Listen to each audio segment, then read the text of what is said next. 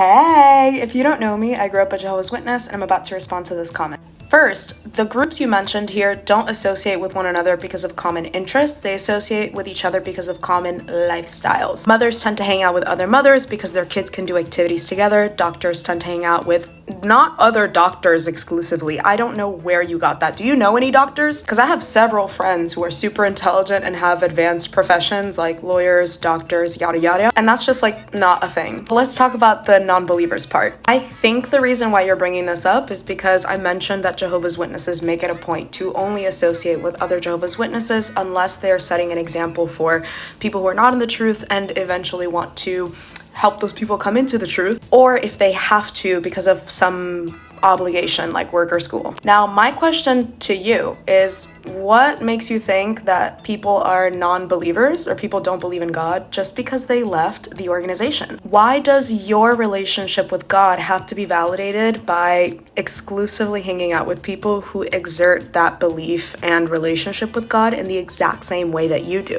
Because if you're really a Christian, a follower of Jesus Christ, then you should also remember the parts of the Bible where Jesus was kicking it back with lepers and workers.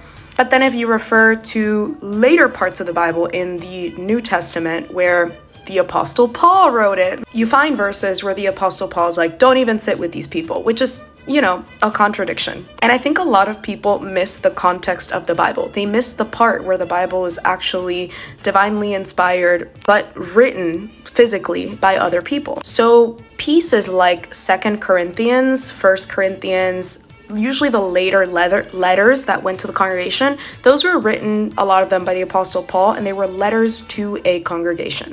You also have to remember that back in the day, things were a lot more clear-cut. There weren't 20 different denominations of Christianity, and today we have hundreds of denominations of Christianity. When it comes to Jehovah's Witnesses, this is very obviously done to divide and conquer. Because if you look at the way that other Christians move, they hang out with each other regardless of denomination. They may have points where they disagree, but I don't know of any other Christian denominations, and if you know some, you could put some in the comments, but I don't know of any that explicitly tell their baptized members, you are not supposed to be associating with people that are outside of this organization for recreational reasons, unless it's specifically for work or school. For clarity, you are not a Jehovah's Witness unless you are baptized and have been given the 3 sets of questions from the Organized to Do Jehovah's Wills book. So for the people in the comments that are like, well, I was a Jehovah's Witness and I wasn't allowed to hang out with kids from school, were you baptized? Because if you weren't baptized, you're not a Jehovah's Witness and it didn't apply to you.